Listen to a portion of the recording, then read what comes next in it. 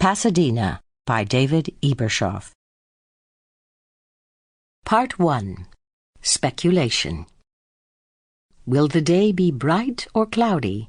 Sweetly has its dawn begun, but the heaven may shake with thunder ere the setting of the sun. Emily Bronte.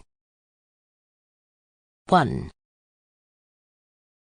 On a December morning in 1944, Mr. Andrew Jackson Blackwood, a young-faced, self-made man who had been in California 12 or 14 years, depending on whom you asked, was making his way down El Camino Real.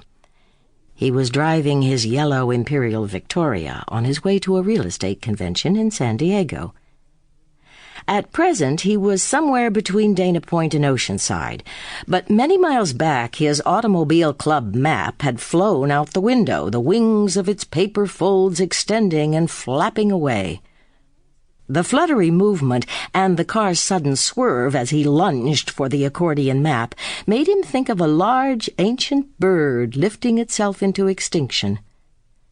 This was a more morose thought than Blackwood was used to, and it didn't stay with him, flitting away like the map itself.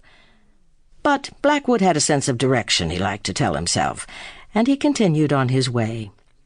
Yet by now he could no longer be certain that he was still traveling down El Camino Real. Had he made a wrong turn somewhere back? The road cut through dormant pea fields and lettuce farms and a patch of shallots, passing an avocado orchard and a lemon grove protected by eucalyptus windbreak. It climbed a scrub oak terrain burned gold in autumn, where at Hillcrest a rattler stretched belly up in the sun.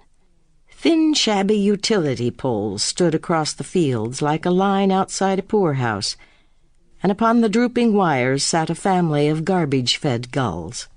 Every now and then the road turned sharply, and the hammered pewter of the Pacific would appear in the distance, and Blackwood would inhale, tasting the salt on the breeze. He was listening to the kid announcer on the KCRO radio news, and lately word from Europe was better than expected, the Americans marching swiftly up the wine-cold valleys of the Moselle. Blackwood thought of the boys weighted down by carbine and canteen, and it occurred to him just then, as he descended a hill and the ocean lay before him, that the war would end sooner than most dared to hope. The soldiers would return en masse, and many would request passage to Long Beach or Coronado, and each would need a bungalow and a patch of ryegrass for himself and his honey-haired girl. Sample complete. Ready to continue?